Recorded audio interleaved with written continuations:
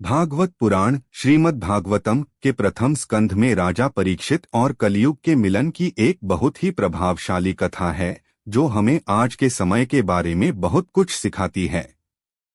राजा परीक्षित और बैल की रक्षा। एक बार राजा परीक्षित अर्जुन के पौत्र अपने राज्य के भ्रमण पर निकले थे। रास्ते में उन्होंने देखा कि एक अधर्मी व्यक्ति जो राजा के वेश में था एक गाय और एक बैल को निर्दयता से पीट रहा था। धर्म का स्वरूप। वह बैल साधारण बैल नहीं था, वह धर्म का साक्षात प्रतीक था। उस बैल के 3 पैर टूट चुके थे और वह केवल एक पैर पर खड़ा था।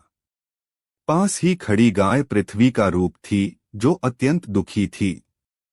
बैल के 4 पैर सत्य, तप, पवित्रता और दान।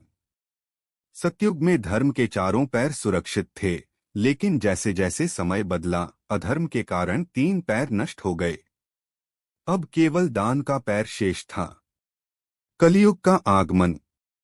राजा परीक्षित ने उस अधर्मी व्यक्ति पर क्रोध किया और उसे मारने के लिए तलवार निकाल ली। तभी वह व्यक्ति राजा के चरणों में गिर गया और क्षमा मांगने लगा। वह व्यक्ति स्वयं कलयुग था। चूंकि कलयुग शरणागत था, इसलिए राजा ने उसे मारा नहीं, लेकिन उसे अपने राज्य से निकल जाने का आदेश दिया। कलयुग ने प्रार्थना की, हे राजन, पूरी पृथ्वी पर आपका राज्य है, मैं कहाँ जाऊं? मुझे रहने के लिए कुछ स्थान दीजिए। कलयुग के 5 निवास स्थान।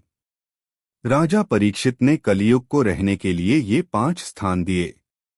जुआ जहां छलकपट होता है, मदिरा जहां नशा और प्रमाद होता है, अनैतिक संबंध जहां व्यभिचार होता है, हिंसा जहां निर्दोष जीवों की हत्या होती है, अधर्म से कमाया हुआ धन। जब कलयुग ने एक और स्थान मांगा तो राजा ने उसे स्वर्ण में रहने की अनुमति दी।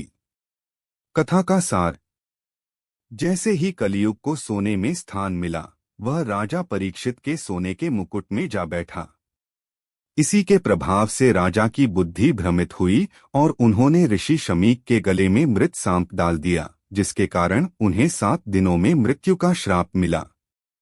इसी श्राप की मुक्ति के लिए उन्होंने शुकदेव जी से श्रीमद्भागवत पुराण सुना, जिससे उन्हें मोक्ष प्राप्त हुआ।